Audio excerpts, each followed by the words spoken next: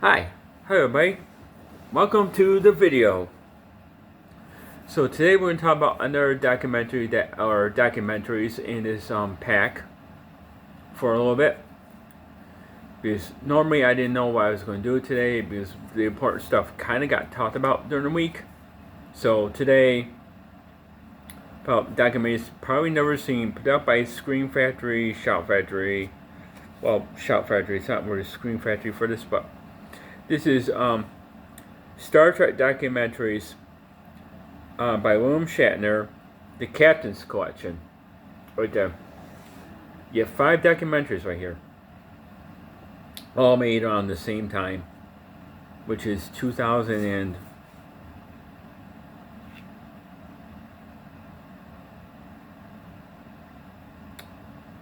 oh god. Probably in the 2015, maybe somewhere around there. But yeah, it's for this set, and I know like, and one of the, and I think the Shelf Factor version a long time ago, which you can't find anymore, came with a bonus disc of this too, which I don't have. But you get 10.80, 1.78.1, HD Master Audio 5.1, one time sits 5+ hours, which probably around 6 anyway. So you get interviews with the captains of all the Star Trek shows, from TNG to Enterprise, and the first J.J. Abrams movie, which you had Chris Pine as Kirk. Okay, so that's where we're at.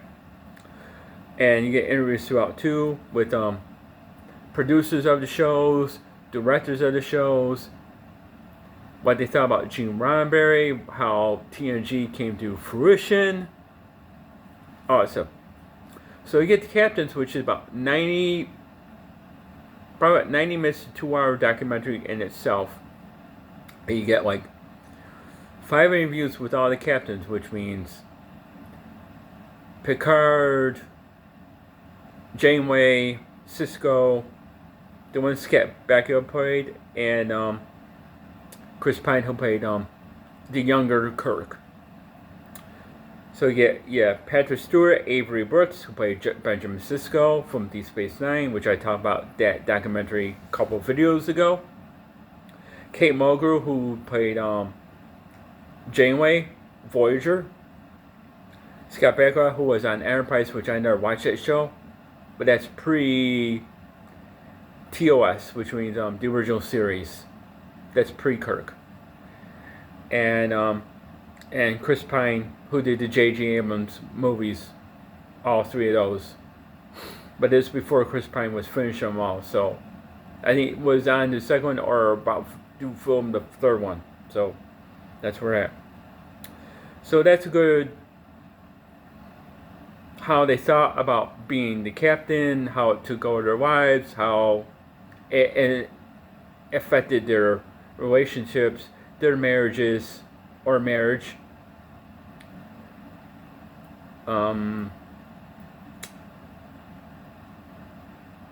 You know, before and after they got the part, you know, how it affected their lives, were they Star Trek fans before, what they went through before they got this role, what they had to audition, especially the one Kate Mulgrew did on Voyager, where they chose somebody else. They chose a longtime actress called Jenny Bujold, which nobody knows who that is. For folks you at home don't know, Jenny Bujold was an actress which of the 60s and 70s, not really the 80s so much, and you know, really not saying high and mighty, but you know, her level was up here, if you know what I mean. And so she went for Star Trek with all these other actors, and somehow that didn't work out. So they got Kate Mulgrew to do it, and you know, and she had more chemistry with all the other actors than Genevieve Bujold ever did. So that worked out just good. Scott Bakula was a Star Trek fan. Chris Pine, you know, they know of William Shatner's reputation. That's what I'm saying. Avery Brooks, you know, is an artist unto himself. You have to watch the documentaries. You know what I'm talking about.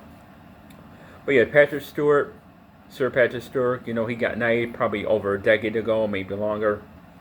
But yeah, Sir Patrick was in a lot of stuff before Star Trek came into his in his life. Patrick Stewart was in movies such as Life Force, Dune. Yes, he was in Dune, folks. Look it up, watch it. The original Dune, not the modern ones lately, which are very, very good, but Dune, the one that David Lynch directed. And he was in Life Force, the Toby Hooper London vampire movie. And it was in other things too. He was in Excalibur, which I didn't watch Excalibur fully, so, you know, my bad, but what I saw of it, I said, this isn't for me. Other people may think otherwise, and that's, you're right today. But for me, Excalibur is not a very good film. For what I saw. And I saw probably not even an hour of it and say, you know what, I'm out. But yeah, I didn't like Excalibur as a kid either, but I had to give it another shot. So you get the captain's close up with additional footage included that was not on the captain's film. And that's about an hour long. Chaos on the Bridge about bringing the Star Trek Next Generation screen. What Gene Roddenberry thought, where he wanted TNG to be like the old original Star Trek and about that stuff, and having old, you know, the original series scripts to TNG, and it was for the first 2 years. You can tell it's what wasn't what became, but by the third year it became what was. And before Roddenberry died, people had to take over and fights with the studio, fights with Roddenberry. It's a whole, and how all the actors got hired and almost didn't get hired, but then had to get hired, and it's all a mess, but it's good, and that's a little over an hour long.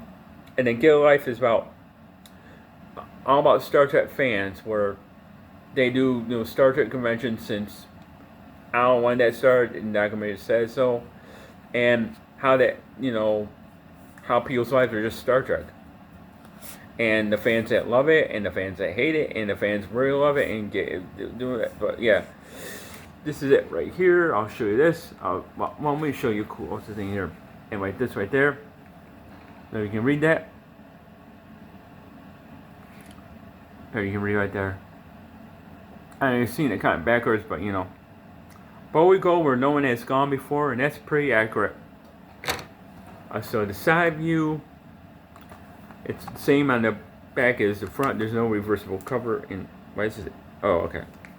The plastic. Yeah, there's already no. And so you get this 1, this 2, this 3, this 4. So there's not really anything really new. Let's see how long they are too. Yeah, they're all like 60 minutes. Yeah, 60 for, yeah, the captain's close up.